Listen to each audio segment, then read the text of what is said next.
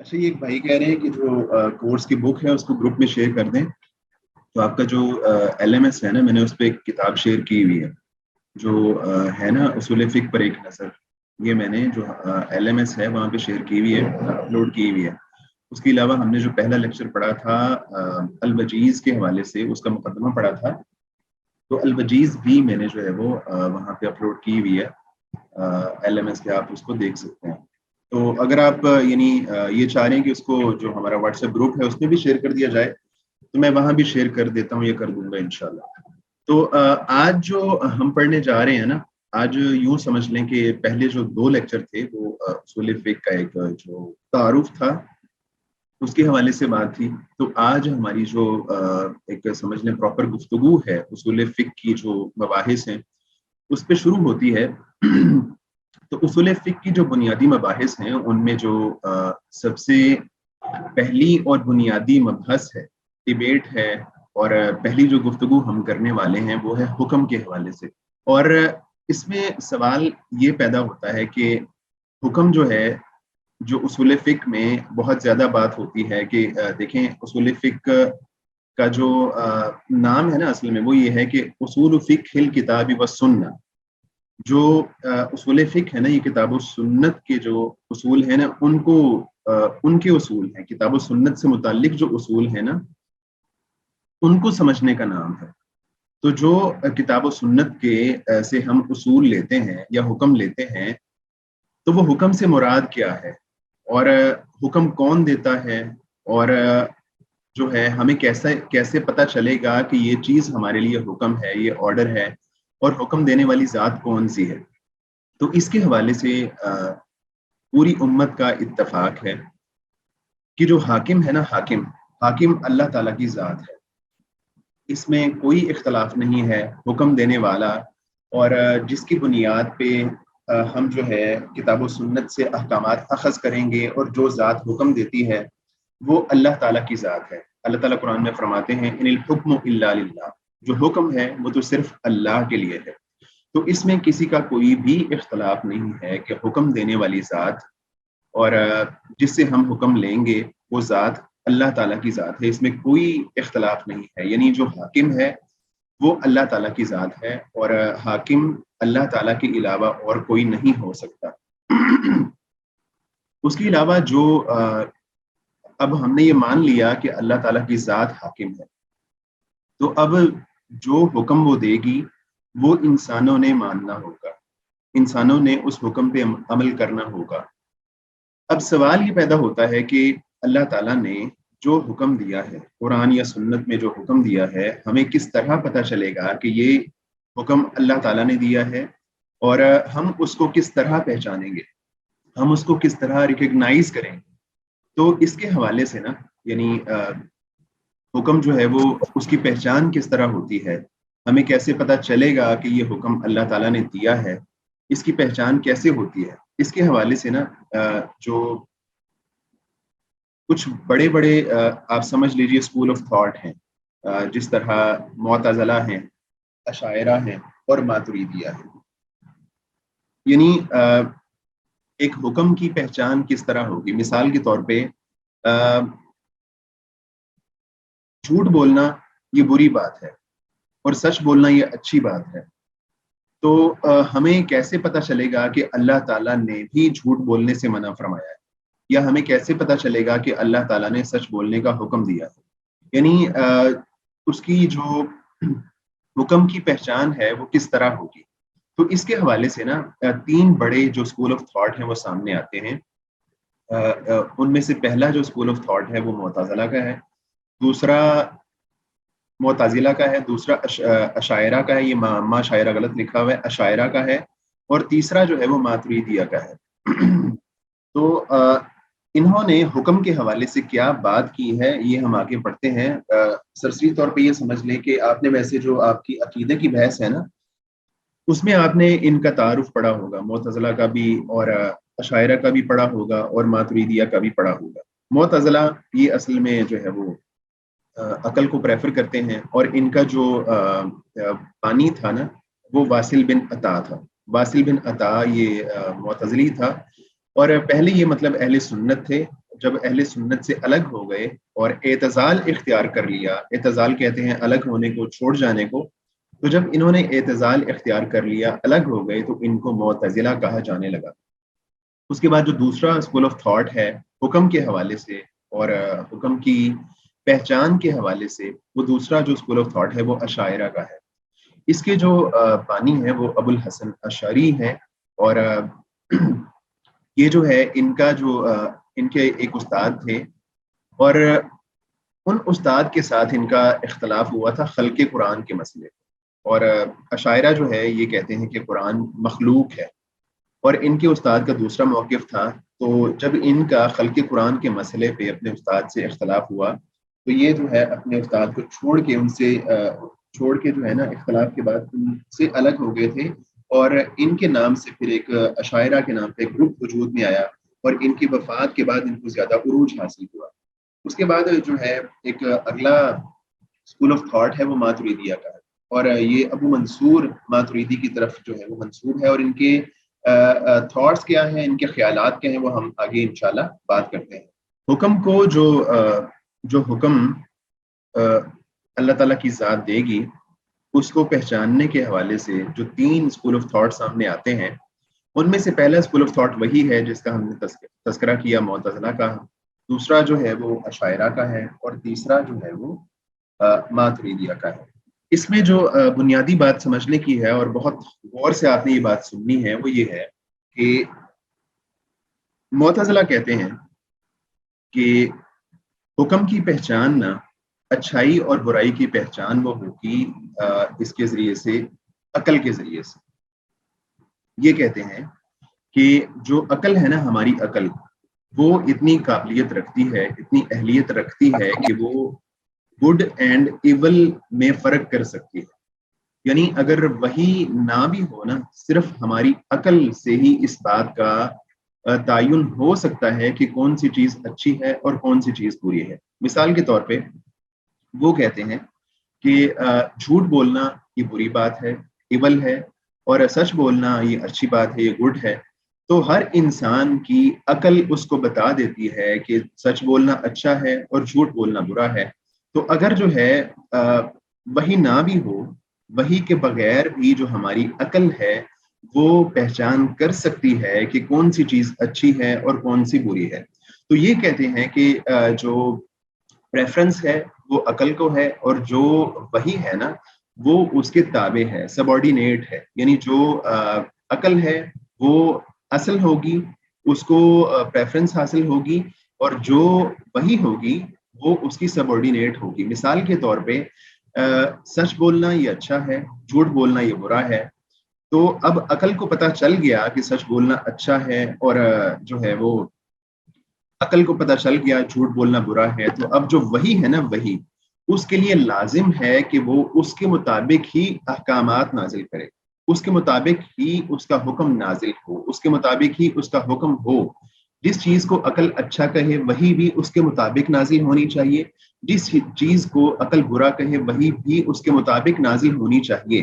یعنی جو ہے عقل کو ترجیح حاصل ہے، اور جو وہی ہے وہ اس کی سبارڈینیٹ ہے۔ تو معتزلہ کہتے ہیں کہ اچھائی اور برائی کی پہچان عقل سے ہو سکتی ہے۔ کلیئر ہے؟ آئی تھنک کوئی اس میں کوئی ایشو تو نہیں ہے، مشکل نہیں ہے؟ نہیں سر۔ اس کے بعد جو اگلا اسکول آف تھاٹ ہے وہ اشاعرہ کا ہے۔ یہ ان کے بالکل سمجھ لیجئے کہ ایک الٹ ایک ویو پوائنٹ ہے۔ یہ کہتے ہیں کہ اچھائی اور برائی کی پہچان وہ صرف وحی کے ذریعے ہوگی، اور جو ہے عقل جو ہوگی نا وہ اس کی سبارڈینیٹ ہوگی وحی کی۔ وہی جس کو اچھا کہے گی وہ حکم ہوگا، وہی جس کو برا کہے گی وہ حکم ہوگا، کیونکہ انسانی عقل یہ فیصلہ نہیں کر سکتی، صرف انسانی عقل سے یہ فیصلہ نہیں ہو سکتا کہ کون سی چیز اچھی ہے اور کون سی چیز بری ہے۔ تو انہوں نے معتزلہ کے مقابلے میں کہ بالکل ایک دوسرا موقف اختیار کیا، انہوں نے عقل کو ترجیح دی، انہوں نے ہر چیز پہ وحی کو ترجیح دی۔ انہوں نے کہا کہ قرآن کہتا ہے کہ وَعَسَىٰ أَن تَكْرَهُوا شَيْئًا وَهُوَ خَيْرٌ لَكُمْ، کہ ممکن ہے کہ تم ایک چیز کو برا کہو لیکن وہ تمہارے لیے اچھی ہو، اور وَعَسَىٰ أَن تُحِبُّوا شَيْئًا وَهُوَ شَرٌّ لَكُمْ، اور ممکن ہے کہ تم ایک چیز کو اچھا سمجھو لیکن وہ تمہارے لیے بری ہو. تو ایک انسانی عقل کو پتہ نہیں چل سکتا کہ کون سی چیز اس کے لیے اچھی ہے اور کون سی چیز اس کے لیے بری ہے. تو اس لحاظ سے انہوں نے وحی کو عقل کے اوپر ترجیح دی. وحی جو ہے عقل کی سبارڈینیٹ ہوگی اور وحی کو جو ہے عقل پر ترجیح حاصل ہوگی. تو معتزلہ کے بالکل مقابلے میں ایک اشاعرہ کا جو ہے وہ تصور وجود میں آیا. اس کے بعد ایک تیسرا اسکول آف تھاٹ ہے جس کو ماتریدیہ کہتے ہیں. انہوں نے ان دونوں جو ویو پوائنٹ تھے ان دونوں کو ملا کے ایک جو ہے وہ موقف ان کا سامنے آیا اور انہوں نے یہ بات کہی کہ دیکھیں جو عقل ہے نا، عقل اس کے ذریعے سے اچھائی اور برائی کی پہچان ہو سکتی ہے. اچھائی اور برائی کی پہچان عقل کر سکتی ہے، یہ بات ٹھیک ہے، یعنی یہاں پہ وہ معتزلہ کے ساتھ ہے. لیکن آگے وہ بات کرتے ہیں کہ جو جب وہی اس چیز کی آ کے تصدیق کرے گی نا تو اس کے بعد جو ہے اس کا تعین ہوگا کہ وہ چیز اچھی ہے یا بری ہے. ایک چیز اچھی یا بری ہے ٹھیک ہے، وہ انسانی عقل کو پتہ چل جائے گا، لیکن وہ حکم تب بنے گی جب اس کے بارے میں وہی تصدیق کر دے گی، جب وہی بتا دے گی کہ ہاں جی جس چیز کو آپ اچھا سمجھ رہے ہیں وہی بتا دے گی کہ ہاں واقعتاً یہ اچھی ہے، اور جس چیز کو آپ برا سمجھ رہے ہیں وہ واقعتاً بری ہے. تو جب وہی اس کی تصدیق کرے گی تو وہ حکم ہوگا، اگر وہی اس کی تصدیق نہیں کرے گی تو وہ حکم نہیں ہوگا. تو انہوں نے ان جو پہلے دو اسکول آف تھاٹ تھے ان کو ملا کے ایک جو سمجھ لیجئے ایک بیلنس موقف ہے نا وہ ماتریدیہ کا ہے. اب اس سے فرق کیا پڑتا ہے؟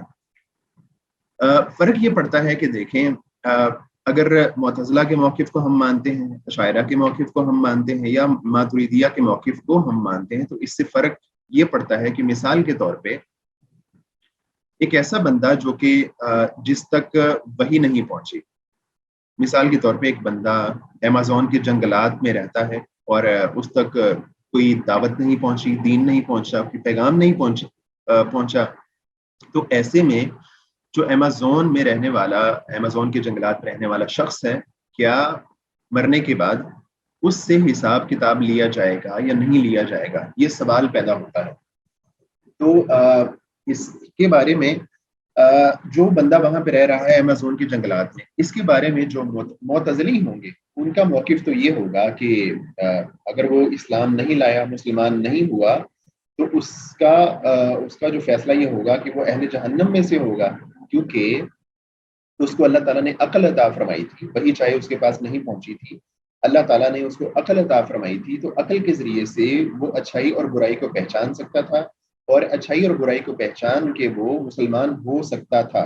تو معتزلہ کے نزدیک اس کا نتیجہ یہ نکلے گا کہ اس کا جو فیصلہ ہے وہ قیامت کے روز یہ ہوگا کہ اگر وہ مسلمان نہیں ہوا تو اس کو اس کا جواب دہ ہونا پڑے گا. لیکن جو اشاعرہ ہیں ان کے نزدیک ایسے بندے سے حساب کتاب اور اس کو جہنم میں نہیں بھیجا جائے گا. اس لیے نہیں بھیجا جائے گا کیونکہ اس تک وحی نہیں پہنچی. اگرچہ اس کے پاس عقل تھی لیکن اس کے پاس وحی نہیں پہنچی جو اس کو پہچان کرواتی اچھائی اور برائی کی.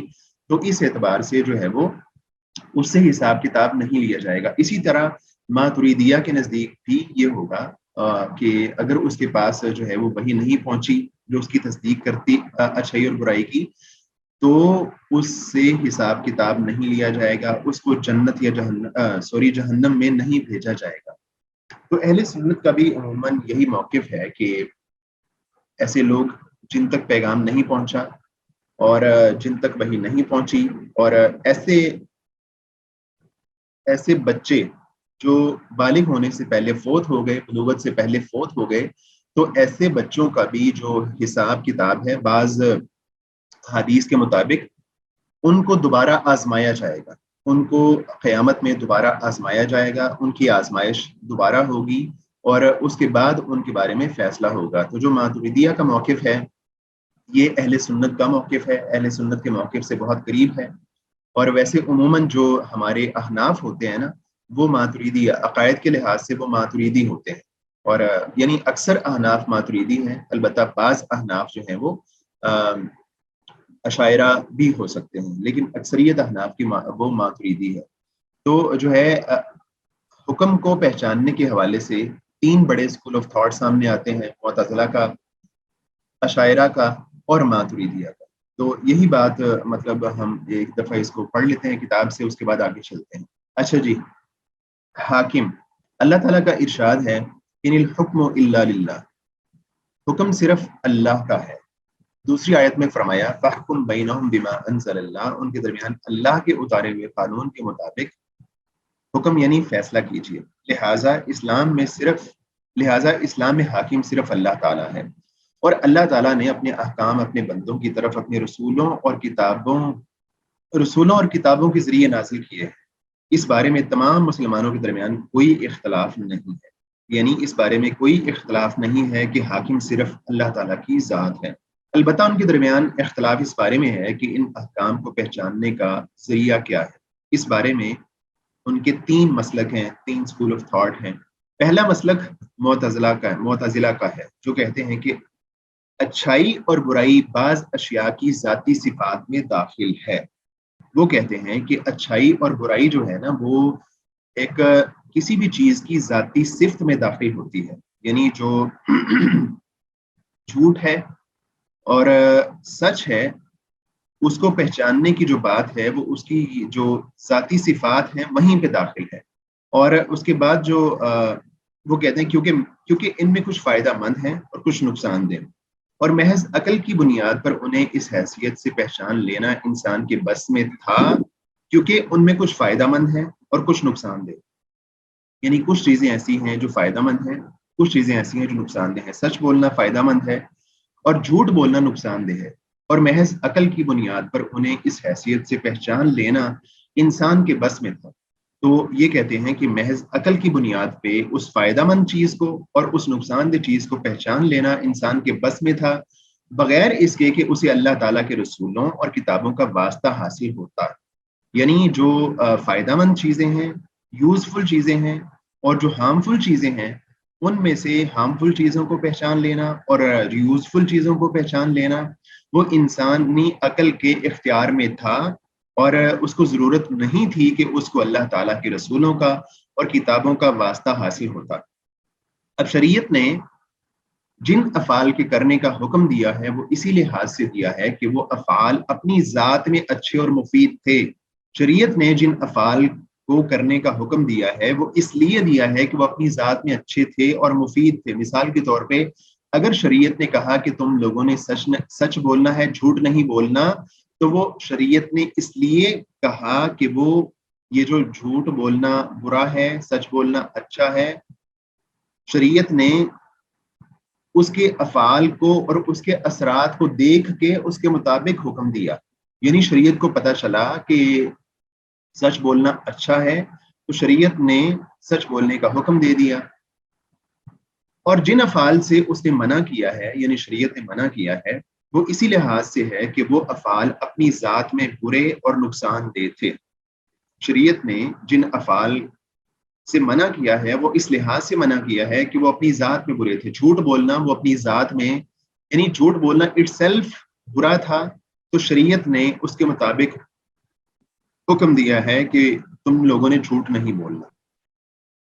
اس لیے بندوں کے افعال کے بارے میں اللہ تعالیٰ کے احکام اگرچہ شریعت کے ذریعے پہچانے جاتے ہیں، لیکن انہیں اچھا یا برا قرار دینے میں عقل کو بھی ایک طرح کا دخل حاصل ہے. جو احکام ہیں ان کو اچھا یا برا قرار دینے میں عقل کو ایک طرح کا دخل حاصل ہے، اور یہ عقل ہی تو تھی جس کی بدولت لوگوں نے رسولوں کو پہچانا اور انہیں سچا مانا. اگر اشیاء میں ذاتی طور پر اچھائی یا برائی نہ پائی جاتی ہوتی تو وہ انہیں کیسے پہچانتے اور رسولوں کی تصدیق کیسے کرتے؟ تو معتزلہ کا موقف یہ ہے کہ جو اچھائی اور برائی ہے کسی بھی چیز میں ذاتی طور پہ موجود ہوتی ہے، اس کو پہچاننا عقل کے لیے ممکن ہے، اور شریعت کے لیے لازم ہے کہ اس اچھائی کے مطابق حکم دے اور اس برائی سے منع کرے جو کہ انسانی عقل نے پہچان لیا، جو چیز بری ہے اس کے مطابق ہی حکم دے اور اس کے مطابق ہی منع کرے. تو یہ معتزلہ کا موقف ہے. اگر آپ اس کو سمجھ لیں تو آگے بھی جو دو موقف ہیں ان کو سمجھنا قدرے آسان ہو جاتا ہے. سمجھ آ گئی اس بات کی؟ کوئی اس کے بارے میں کنفیوژن؟ جی یعنی سر ان کا موقف یہ ہوا کہ جو وہی عقل میں نہیں آئے گی تو اس کو تسلیم نہیں پھر کریں گے. جو جو کہ वही का ऐसा है हुक्म जो उनकी अकल से मावरा है, या वो बकौल उनके या उनका जो लेवल है अकल का उस पर अगर पूरी नहीं उतरती तो उस वही का फिर वो इनकार करते हैं मुतज़िला। अकल से मावरा यानी ये कहते हैं कि जो चीज हाँ यानी वो चीज जो कि अकल को यानी अल्लाह ताला ने इंसान को इतनी एबिलिटी दी है, इतनी सलाहियत दी है कि वो इस दुनिया में वही के बगैर भी अच्छाई को पहचान सकता है और बुराई को भी पहचान सकता है। तो जो नहीं हुक्म जिस आएगा ना तरह अल्लाह ताला की तरफ से वो उसके जी मुताबिक ही आएगा, उसके खिलाफ हुक्म मैं नहीं आ सकता। अगर हुक्म जिस तरह उसके खिलाफ आता है, अकल के खिलाफ आता है, तो हम उसकी कोई तौजीह करेंगे, उसकी तावील करेंगे। तो असल जो है वो अकल है और वही उसके सबॉर्डिनेट है, उसके ताबे है। जिस तरह मसलन हम कहते हैं कि ईद उल अज़हा पे हम कुर्बानी करते हैं, तो आज भी बड़े कई अक्लमंद लोग कहते हैं इसका सदका कर दें, उतने पैसों को वो आप किसी गरीब को दे दें बजाय आपके जो बकरा ज़िबा कर रहे हैं, गोश्त कर रहे हैं। तो अल्लाह रसूल का हुक्म है, अल्लाह के रसूल का हुक्म भी ज़ाहिर वही के मुताबिक है। तो ये बज़ाहिर अकलन तो ये लगता है कि सदका कर देना चाहिए, किसी गरीब का फायदा हो जाएगा।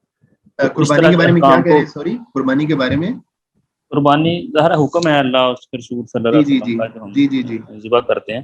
तो आज के अक्लमंद भी कुछ ये देते हैं दलील के जी इसको बजाय इसके कि आप एक बकरा ज़िबा करें तो उसके इक्विवेलेंट आप हाँ, कोई सदका कर दें या पैसे सही दे दें, सही अकल सही इसको ज़्यादा फील करती है कि ये सही है। ज़्यादा शायद काबिल कबूल है या माशरे ठीक के है, लिए बिल्कुल ज़्यादा सही है। मुफीद है। तो असल इस में तरह जो के अहकाम पे फिर असल में मुतज़िला जो क्या आज के कहते हैं? अकल परस्त हैं ना, आज के जो अकल परस्त हैं और जो मिसाल के तौर पे इस लेवल तक गए हैं कि जो है कुर्बानी में जो है कुर्बानी करने के बजाय उसका सदका कर दिया जाए। असल में मुतज़िला जो है अहकामात का इनकार करने में इस लेवल तक नहीं गए। वो अगर वो कुर्बानी को मानते हैं, ऐसा नहीं कुर्बानी को नहीं मानते, यानी मिसाल के तौर पे समझा रहा हूँ, वो कुर्बानी को मानते हैं, लेकिन वो ये कहते हैं कि कुर्बानी भी जो है ऐसा नहीं है कि कुर्बानी करना वो अकल के खिलाफ उनको नहीं लगा। मुतज़िला को ये अकल के खिलाफ नहीं लगा, उनको ये इबादत ही लगी और वही ने आके उसकी तस्दीक कर दी। इसकी मिसाल एक ये भी हो सकती है, मिसाल के तौर पे अब बहुत सारे लोग इस दुनिया में ऐसे हैं, पाकिस्तान में भी हैं और पूरी दुनिया में, स्पेशली श्रीलंका में ऐसा उमूमन होता है कि जो बंदा मर जाता है ना, वो ये कह जाता है अपने वरसा को कि जो मेरी आंखें हैं उनको अतिया कर दिया जाए निकाल के। और आंखें जो है उसके बाद श्रीलंका में बहुत सारे लोग ऐसे होते हैं कि जिनकी आंखें मरने के बाद निकाल ली जाती हैं। और इसमें भी आप ये बात समझने की है कि जो बंदा अपनी आंखें अतिया करता है ना, तो वो आंखें जो डॉक्टर निकालते हैं ना, वो पूरी आंख नहीं निकालते, बल्कि वो इसका जो कॉर्निया होता है, गालबन कॉर्निया कहते हैं उसको, वो कॉर्निया जो होता है ना ब्लैक कलर का, उसको निकालते हैं और वो जो है किसी दूसरे इंसान को लगा देते हैं। तो अब पिछले दिनों शायद आपने सुना हो, ये खबर पड़ी हो कि श्रीलंका ने 3500 आंखें जो है वो पाकिस्तान को गिफ्ट की थी, हदिया की थी। ये जो सियालकोट का वाकया हुआ था इससे कुछ अर्सा पहले। और जो हमारे यहाँ पाकिस्तान में अब्दुल सत्तार ईदी फौत हुए, तो उन्होंने भी मरने से पहले ये वसीयत की थी कि मेरी आंखों का कॉर्निया निकाल के किसी और को लगा दिया जाए, और ऐसा किया गया था। तो अब जो है आंखों को अतिया करना, बज़ाहिर ये अकल कहती है कि ये बड़ी अच्छी बात है, और जो है एक बंदा मर गया तो अब उसकी आंखें तो बिल्कुल उसको उसके कुछ काम की नहीं है, तो अगर वो किसी और के काम आ जाएं तो ये बड़ी अच्छी बात है। तो अब अकल तो ये कहती है कि आंखों का अतिया हो जाना चाहिए, लेकिन अब सवाल ये पैदा होता है कि शरीयत इसके बारे में क्या कहती है। तो हम मिसाल ये समझ सकते हैं कि मुतज़िला के नज़दीक उन आंखों का अतिया करना वो दुरुस्त होगा, क्योंकि अकल इसको अच्छा समझती है, और जो है वही उसके मुताबिक होनी चाहिए, वही उसके मुताबिक आनी चाहिए। अगर वही उसके मुताबिक नहीं है तो हम उसको जो है वो उसकी तावील कर लेंगे, उसके बाद अहकामात को मोल्ड करके जो है वो हम ये हुक्म निकालेंगे कि आंखों का अतिया होना चाहिए। तो ये एक मिसाल हो सकती है इसको समझने की। मतलब आंखों का अतिया करना ये अकल को अच्छा लगता है, अकल इसको सही समझती है, तो वही उसके मुताबिक होनी चाहिए। दूसरा इसमें जो मसलक है ना, कोई और क्वेश्चन आपने हैंड रेज किया है? यस सर, मैं ये पूछ रही थी कि ये जो लफ्ज़ यहाँ अकल आया है, इसको हम कैसे एक्सप्लेन करेंगे? जैसे ایک بات یہ ہے کہ ہم جھوٹ بولتے ہیں کوئی دنیاوی فائدہ لینے کے لیے، تو اس میں عقل ہمیں کہے گی کہ ٹھیک ہے، فائدہ لینے کے لیے جھوٹ بولا جا سکتا ہے. لیکن ایک یہ چیز بھی آئے گی کہ ہم جھوٹ بولیں گے تو آخرت میں ہمیں پکڑا جائے گا. تو اس میں عقل کو کیسے ایکسپلین کیا جائے گا؟ عقل سے مراد ہے جو انسانوں کی اوور آل عقل ہے، جو ایک مجموعی عقل ہے نا، اس کو جو ہے وہ عقل سمجھا جائے گا. مثال کے طور پہ اب نشہ کرنا یہ برا ہے، اور اس کو مطلب سارے انسان یہ سمجھتے ہیں کہ نشہ کرنا ایک بری چیز ہے، بٹ جو نشہ کر رہا ہے بندہ وہ اس کو برا نہیں سمجھ رہا. تو اس کا مطلب یہ نہیں ہے کہ وہ جو سچ اور جھوٹ اور اچھائی اور برائی کی جو ایک پیمانے ہیں وہ بدل جائیں گے، ایسا نہیں ہے. جو اوور آل انسانی عقل ہوگی وہ جس چیز کو اچھا کہے گی وہ اچھا ہوگا، اور اوور آل جو انسانی عقل جس چیز کو برا کہے گی وہ برا ہوگا. البتہ اس میں ایکسیپشنل کیس ہوتے ہیں، ان کی جو ہے وہ کوئی حیثیت نہیں ہوگی. تو اس میں جو دوسرا مسلک ہے نا وہ ہم نے بات کی اشاعرہ کا ہے، جو کہتے ہیں کہ بندوں کے افعال کے بارے میں اللہ تعالیٰ کے احکام صرف اس کے رسولوں اور کتابوں کے ذریعے پہچانے جاتے ہیں. اچھائی وہی ہے جسے شریعت اچھائی قرار دے اور اس کا حکم دے، اور برائی وہی ہے جسے شریعت برائی قرار دے اور اس سے منع کرے. شریعت نے جس چیز سے منع کر دیا وہ حکم ہوگا، جس چیز کا حکم شریعت نے دے دیا وہ حکم ہوگا. اس لیے بندوں کے افعال کے بارے میں اللہ تعالیٰ کے احکام صرف شریعت ہی کے اللہ تعالیٰ کے احکام صرف شریعت ہی کے ذریعے پہچانے جاتے ہیں اور پہچانے جا سکتے ہیں. یعنی جو احکام ہیں وہ صرف اور صرف شریعت کے ذریعے ہم پہچانیں گے، عقل کو اس میں کوئی زیادہ عمل دخل نہیں ہوگا. معتزلہ کے ہاں عقل کو عمل دخل ہوگا، اشاعرہ کے ہاں عقل کو عمل دخل نہیں ہوگا. شریعت کو ترجیح حاصل ہوگی، شریعت جس چیز کو اچھا کہے گی وہ اچھا ہوگا، جس چیز کو برا کہے گی وہ برا ہوگا. تیسرا مسلک اس میں ماتریدیہ کا ہے، اور وہ مذکورہ دونوں مسلکوں کے درمیان کا ہے. یعنی یہ کہ انسان کے لیے اگرچہ محض اپنی عقل کی بدولت اشیاء کی اچھائی یا برائی کو پہچان لینا ممکن تھا. اس کو غور سے سنیے گا. انسان کے لیے اگرچہ محض اپنی عقل کی بدولت اشیاء کی اچھائی یا برائی کو پہچان لینا ممکن تھا، یعنی انسان اپنی عقل سے کسی چیز کی اچھائی یا برائی کو پہچان سکتا ہے، لیکن یہ طے کرنا کہ فلاں فعل کے بارے میں اللہ تعالیٰ کا حکم یہ ہے اور فلاں کے بارے میں یہ عقل کے بس کی بات نہ تھی.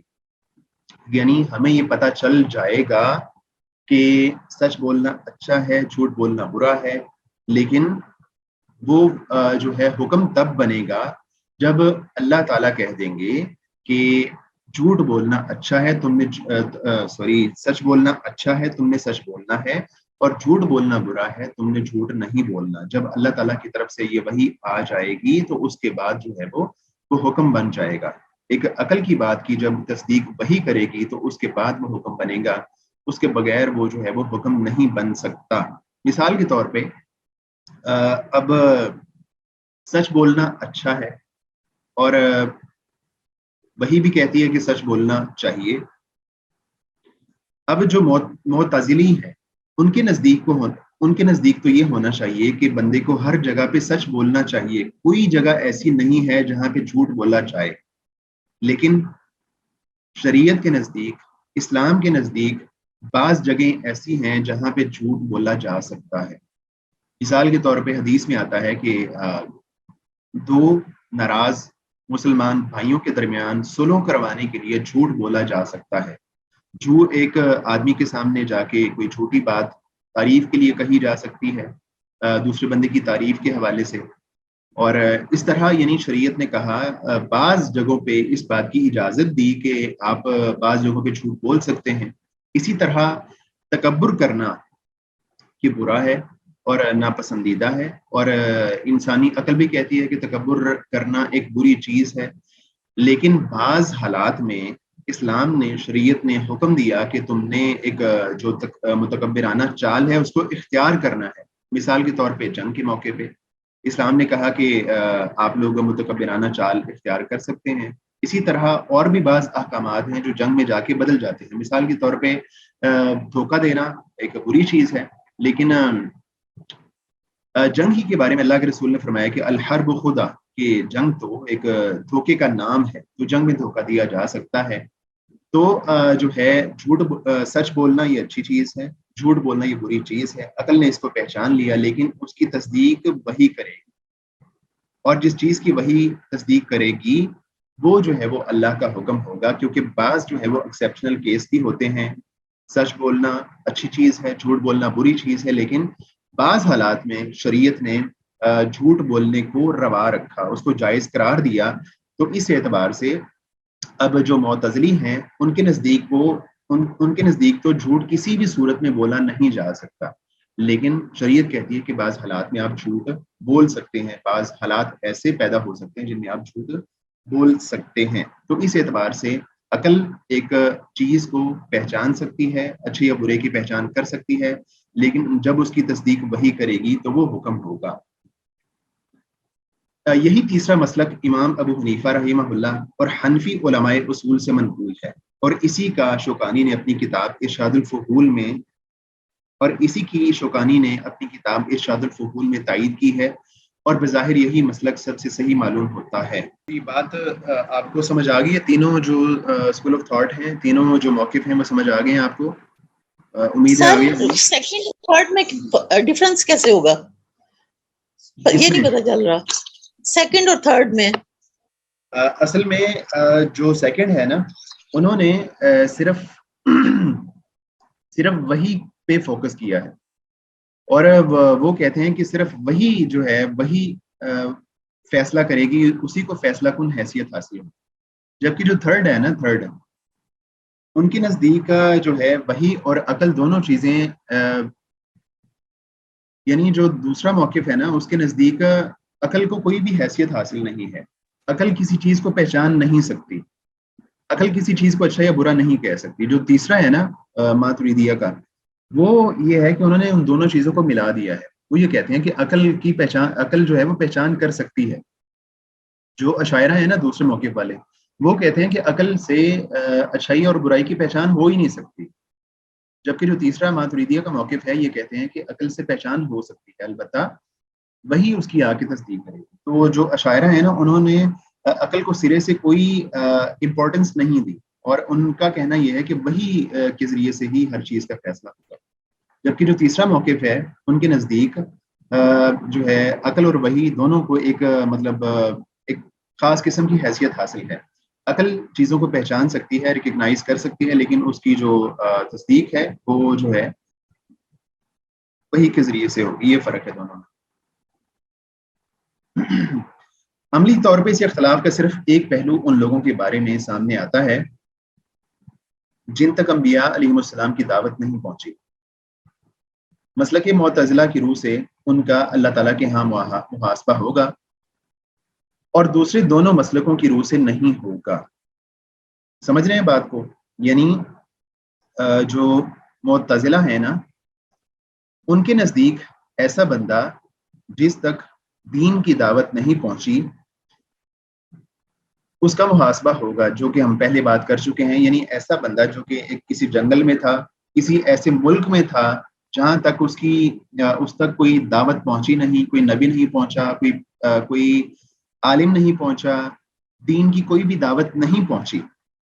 تو ایسے لوگ کیا ان کا محاسبہ ہوگا یا نہیں ہوگا؟ تو معتزلہ کے نزدیک ان کا محاسبہ ہوگا، اور جو دوسرے دونوں مسلک ہیں یعنی اشاعرہ اور ماتریدیہ، ان کے نزدیک اس بندے کا یا ایسے لوگوں کا محاسبہ نہیں ہوگا. ایسے لوگوں کا محاسبہ کیوں ہوگا معتزلہ کے نزدیک، اور کیوں نہیں ہوگا دوسرے جو اسکول آف تھاٹ ہیں ان کے نزدیک؟ اس کی کیا وجہ ہے؟ کوئی بتا سکتا ہے؟ سر حجت قائم نہیں ہوئی. اگر ان کے پاس کوئی نبی نہیں آیا، کوئی پہنچانے والا نہیں آیا، تو حجت تمام نہیں ہوتی. صحیح ہے، مطلب ایک حد تک یہ جواب درست ہے. کوئی اور بتائے گا؟ یعنی معتزلہ کے نزدیک ایسے لوگ، معتزلہ سر، یہ جو ہم نے عہد الست ہے، یہ عہد الست حجت نہیں ہے یہ؟ مثلا بعض علماء تو کہتے ہیں یہ اگر انبیاء نہ بھی آتے، دعوت نہ بھی آتی، تو عہد الست ہی اور جو انسان کو جو یہ عقل کی بات ہے، جو اتنے اشارے ہیں کائنات کے اندر خالق کو پہچاننے کے، تو اس کے جواز بن جاتا اس کی حساب کتاب کا یا اس کی سزا و جزا کا. کیا یہ بھی ایک موقف نہیں؟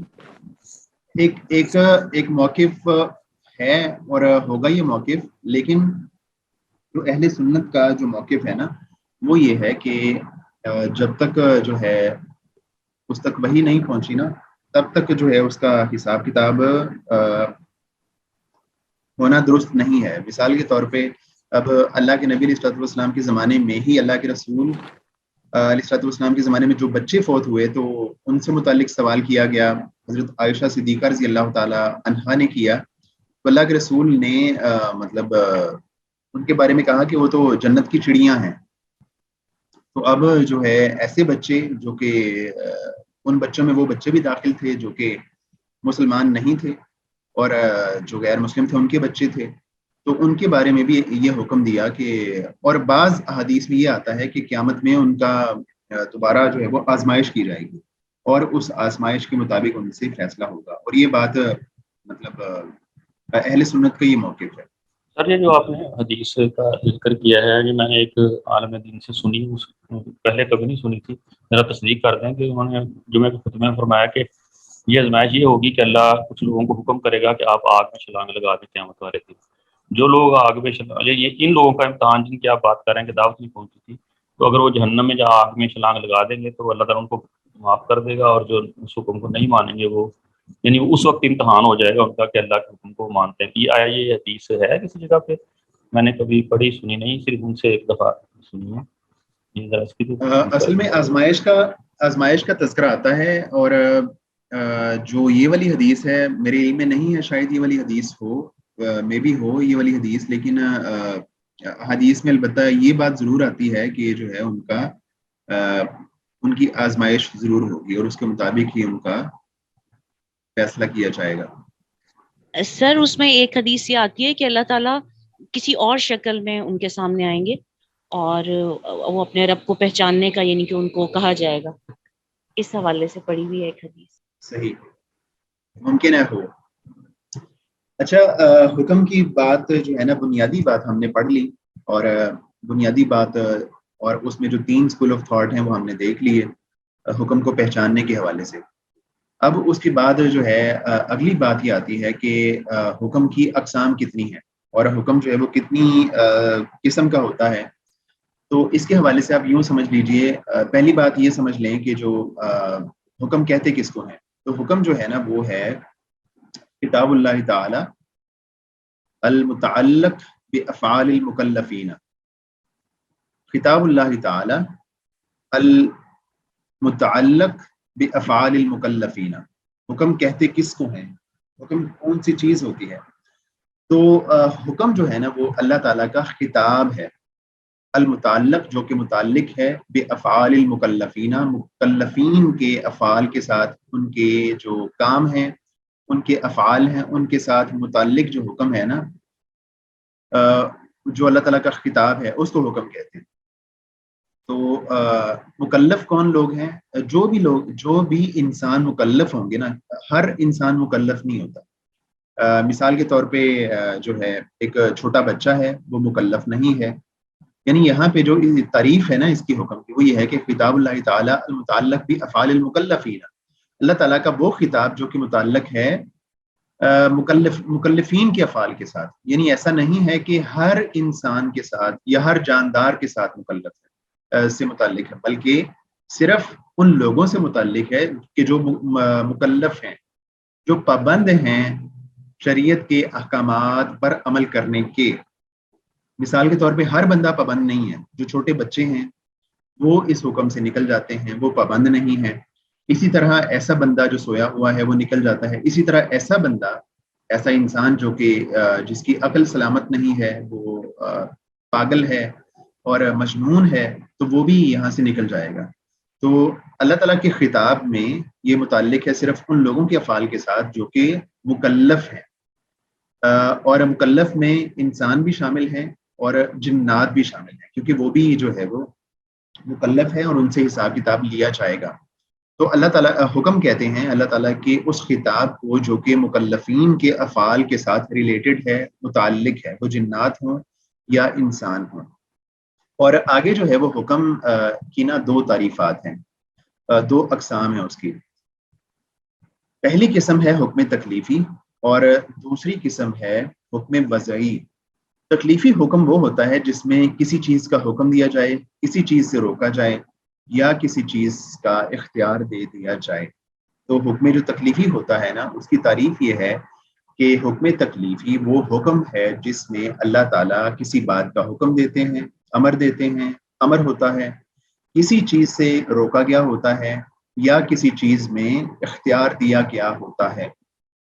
اور جو حکم وضعی ہے، حکم وضعی یہ ہے کہ جس میں کسی دوسری چیز کو ایک چیز کا جس میں ایک چیز کو دوسری کا سبب، شرط یا معنی بتایا گیا ہو. یہ نا جو ہے جو وضعی ہے نا، حکم وضعی، یہ لفظ وضع سے ہے. وضع کہتے ہیں مطلب ایسی چیز جو کہ کسی دوسری کے ساتھ جڑی ہوئی ہو. تو حکم جو وضعی ہے نا، یہ بیسیکلی وہ حکم ہے جس میں ایک چیز دوسری کے ساتھ متعلق ہوتی ہے، ایک چیز دوسری کے ساتھ ریلیٹڈ ہوتی ہے، ایک چیز دوسری کے ساتھ جڑی ہوئی ہوتی ہے. اس کی تعریف پڑھیے، جس میں ایک چیز کو دوسری چیز کا سبب، شرط یا معنی بتایا گیا ہو. جیسے سورج کا ڈھلنا، اس میں جو ہے جب سورج ڈھلے گا نا، جیسی سورج ڈھلے گا تو ابھی کچھ دیر میں غالباً ابھی ٹائم ہو گیا سورج ڈھلنے کا، تو جیسی سورج ڈھلنے کا تو یہ سبب ہوگا نماز ظہر کے وقت شروع ہونے کا، یہ سبب ہوگا نماز ظہر کے شروع ہونے کا. تو یہ حکم وضعی ہے جس میں ایک چیز کو دوسری کا سبب، شرط یہ ہے، مثال کے طور پہ وضو کرنا یہ نماز کی شرط ہے. تو جو ہے اسی طرح جو ہے معنی، جس میں کسی ایک چیز کو دوسری کا سبب، شرط یا معنی بتایا گیا ہو. یعنی مثال کے طور پہ ایک بندہ، ایک انسان اپنے والد کی وراثت کا وارث ہوگا، لیکن ایسا شخص جو کہ مرتد ہو جائے، جو کہ اسلام کو چھوڑ دے، تو جو ہے وہ وارث اپنے والد کا نہیں ہوگا. تو یہ معنی ہو گیا. تو حکم وضعی وہ ہے جس میں ایک چیز کو دوسری چیز کا سبب، شرط یا معنی بتایا گیا ہو. یہ تھوڑی سی مشکل تعریف ہے، آگے مطلب اگلے لیکچر میں ہم اس کو ڈیٹیل سے دیکھیں گے. ابھی سرسری طور پہ آپ یہ سمجھ سکتے ہیں کہ جو اللہ تعالیٰ کا حکم ہے نا، اس کی بنیادی طور پہ دو قسمیں ہیں. اور پہلی قسم ہے حکم تکلیفی، جس میں ایک انسان کو کسی چیز کا مکلف بنایا جاتا ہے. اور حکم وضعی وہ ہوتا ہے جس میں ایک چیز کو دوسری کا سبب، شرط یا جو ہے وہ معنی بتایا گیا ہوتا ہے. تو یہ فرق ہے حکم تکلیفی اور حکم وضعی میں. بنیادی طور پہ حکم کی دو ہی جو ہے وہ اقسام ہیں، اور اس کے بعد جو ہے آگے جا کے ہم ان کی مزید بھی، حکم تکلیفی کی اور حکم وضعی کی مزید بھی اقسام ہیں، ان کو بھی اسٹڈی کریں گے. بنیادی طور پہ یہ سمجھ لیں کہ حکم دو طرح کا ہوتا ہے، حکم تکلیفی اور حکم وضعی. حکم تکلیفی وہ ہے جس میں ایک انسان کو مکلف بنایا جاتا ہے، اسے کسی چیز کا حکم دیا جاتا ہے یا روکا جاتا ہے یا اختیار دیا جاتا ہے. اور حکم وضعی وہ ہوتا ہے جس میں ایک چیز کو دوسری کا سبب، شرط یا معنی بتایا گیا ہوتا ہے. تو ابھی ہم کتاب میں دیکھتے ہیں کہ حکم یا اللہ تعالیٰ کے حکم یا شارع یا شریعت کے حکم سے مراد وہ کتاب ہے جس کا تعلق بندوں کے افعال سے ہے، جس کی ہم نے تعریف پڑھی کہ المتعلق بافعال المکلفین. اس کی دو قسمیں ہیں. پہلی قسم ہے تکلیفی حکم، جس میں بندے کو یا تو کسی فعل کے کرنے کا کہا جاتا ہے، جیسے اقیموا الصلاۃ وآتوا الزکاۃ، نماز قائم کرو اور زکوٰۃ دو. اس میں ایک بندے سے کہا جا رہا ہے، ایک انسان سے کہا جا رہا ہے کہ نماز قائم کرو، یعنی اس کو امر دیا جا رہا ہے، حکم دیا جا رہا ہے. یا کسی فعل کے نہ کرنے کے لیے کہا جاتا ہے، جیسے ولا تقربوا مال الیتیم، یعنی جو ہے اس کو کسی چیز سے روکا جاتا ہے کہ کہا گیا کہ تم نے یتیم کے مال کے قریب نہیں جانا. یا کسی فعل میں اس کو اختیار دیا جاتا ہے، اجازت دی جاتی ہے کہ وہ کر لے چاہے نہ کرے، جیسے وَإِذَا حَلَلْتُمْ فَاصْطَادُوا، اور جب تم احرام کھول لو تو شکار کر سکتے ہو. یعنی جب تم نے عمرے یا حج کا احرام کھول دیا تو اللہ نے کہا کہ تم اب جو ہے شکار کر سکتے ہو. اب یہ ایک بندے کو اختیار ہے. اللہ تعالیٰ نے کسی بندے پہ یہ لازم نہیں کیا کہ جب وہ حلال ہو یعنی احرام کو اتارے تو اس کے فوراً بعد وہ جو ہے وہ لازمی شکار کرے. احرام کو کھولنے کے بعد وہ شکار کر بھی سکتا ہے اور شکار نہیں بھی کر سکتا, اس کو اختیار حاصل ہے. تو یہ حکم تکلیفی ہے جس میں ایک بندے کو مکلف بنایا جاتا ہے اور اس کو کسی چیز کے کرنے کا حکم دیا جاتا ہے یا اس کو کسی چیز سے روکا جاتا ہے یا اس کو اختیار دیا جاتا ہے.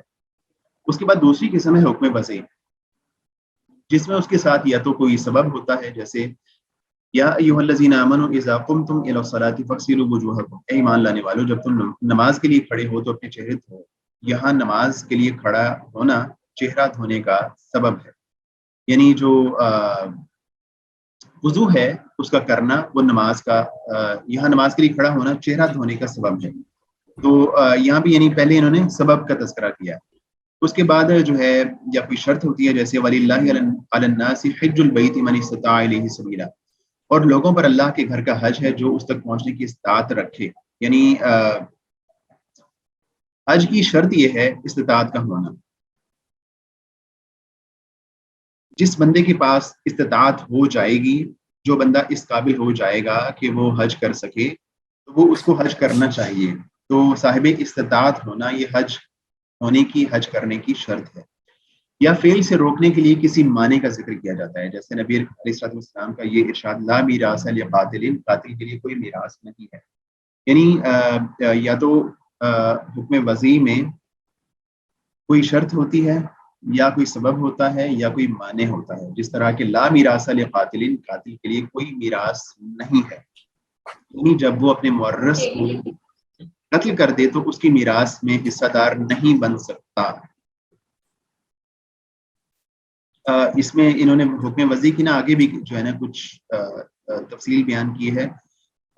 یا اس میں کسی عزیمت سے رخصت دی جاتی ہے, جیسے اضطرار کی حالت میں مردار یا سور کا گوشت کھانا. آپ نے دیکھا ہوگا کہ یہ جتنی بھی چیزیں ہم نے پڑھی ہیں نا حکم وضعی کے حوالے سے, اس میں ایک چیز دوسری چیز کے ساتھ ملی ہوئی ہے, جڑی ہوئی ہے.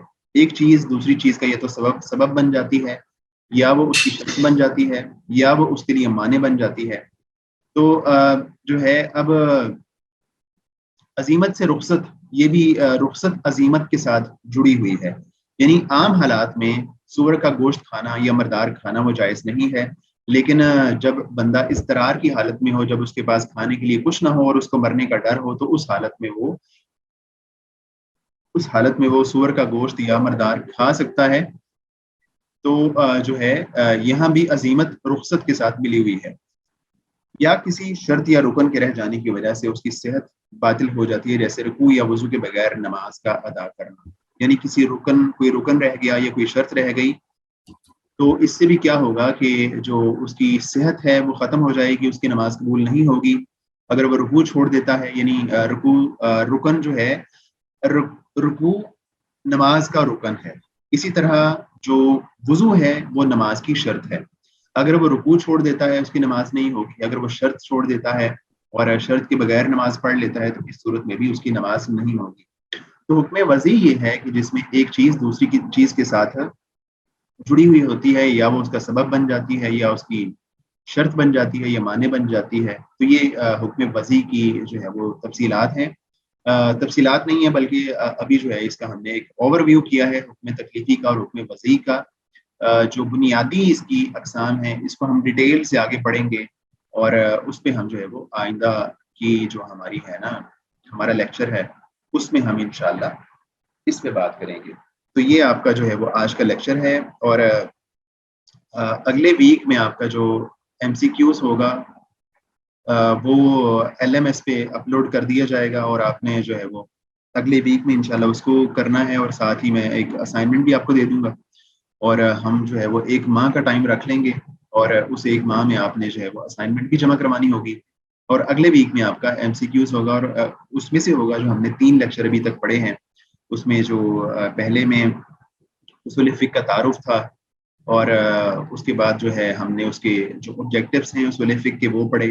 اصول فقہ کی جو اہم کتابیں ہیں وہ ہم نے پڑھی, اور آج کے لیکچر میں ہم نے پڑھا کہ حکم کی پہچان کس طرح ہوتی ہے, اس کو ریکگنائز کس طرح کیا جاتا ہے, اور اس کے حوالے سے جو 3 بڑے اسکول آف تھاٹ ہیں ان کو ہم نے اسٹڈی کیا.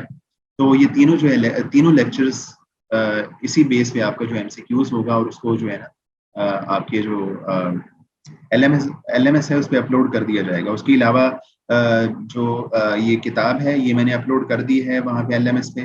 الوجیز بھی اپلوڈ کر دی ہے, پچھلی سلائڈ بھی اپلوڈ کر دی تھی, اور آج کی سلائڈ بھی میں انشاءاللہ وہاں پہ اپلوڈ کر دوں گا, اور وہاں سے آپ دیکھ لیں. اور اگر آپ چاہتے ہیں کہ آپ کو یہ جو شیئر کیا جائے واٹس ایپ گروپ میں, تو وہاں بھی میں انشاءاللہ شیئر کر دوں گا کتابوں کو. جی سر واٹس ایپ میں شیئر کر دیں.